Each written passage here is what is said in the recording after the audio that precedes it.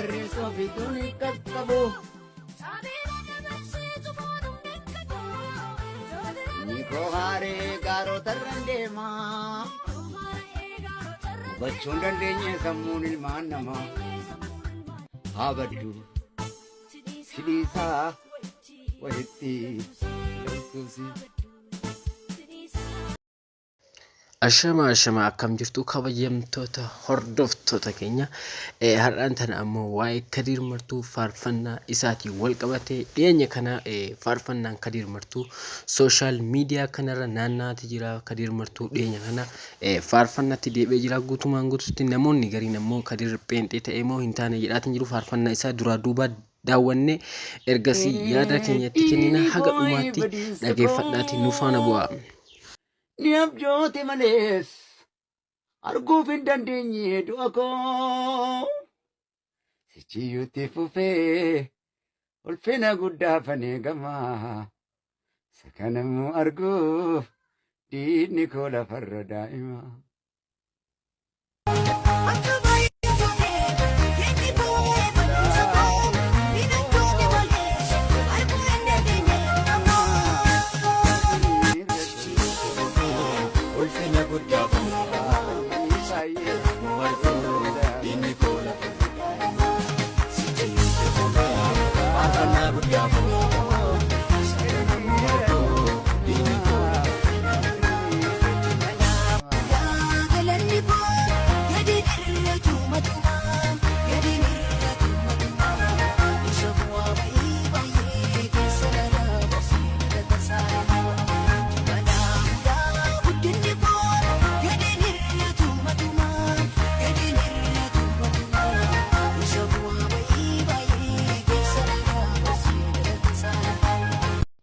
Bubbeen bubbiseera narkatti dhaamsuudhaaf ibsaa koo.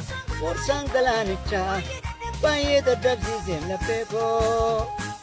Hundaa keessatti isa na gargaare waaqa koo. Lafa isaanii maa hin dadhabu bara koo. Galaa bulaa galanni koo gadi ni irratu tasumaa gadi ni irratu inumaa. Sawa baay'ee kasanadaa. Bulaa guddinni koo gadi ni irratu inumaa gadi ni irratu tasumaa.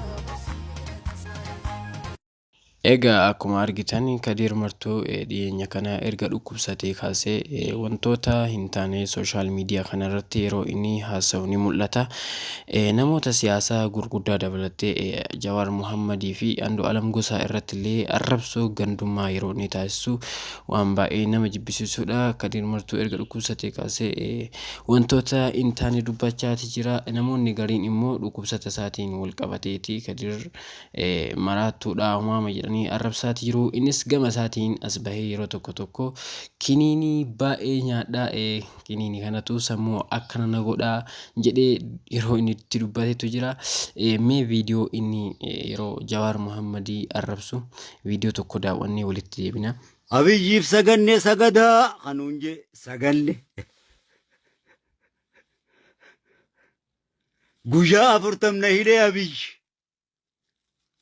balaa finxaaleeyyii jalaa na baase.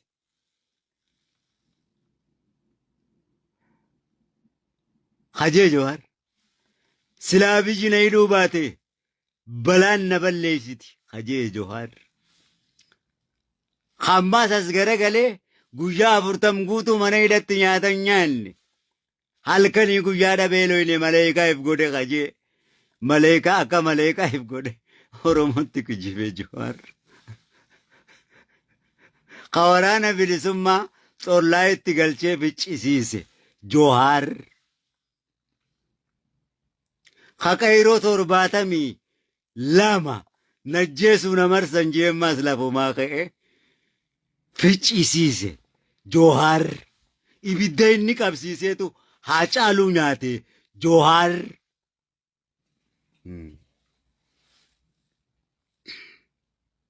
Wanni Jawaar hin godhin takkalleen Oromoo irratti hin jirtu. Oromoo guutuun ni beeka. Dhugaa Oromootiin dubballee dhugaan jirtu tana waan Jawaar godhe Abiyyi hin goone Jawaari ka godhe biyya ka walitti harkaan laaqe Jawaari way waani fi godhe Abiyyi jaa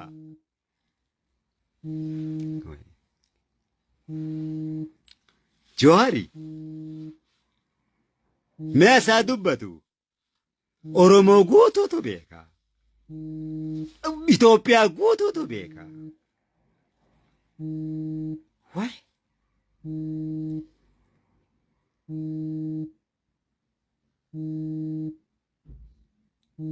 way qeyroo Harargeetiif takkallee akkasit dhumanii waa takka godheef hin beeku ammarree isa dhaqee gaafatee hin beeku gaafa jarri akkas hawwii guddinaatirraa gaafa dhangala'an takka dhaqee gaafatee hin beeku maallaquma korojotti guurratee hawwataa'ee fi baddeessarraa bahee jechuu namni kun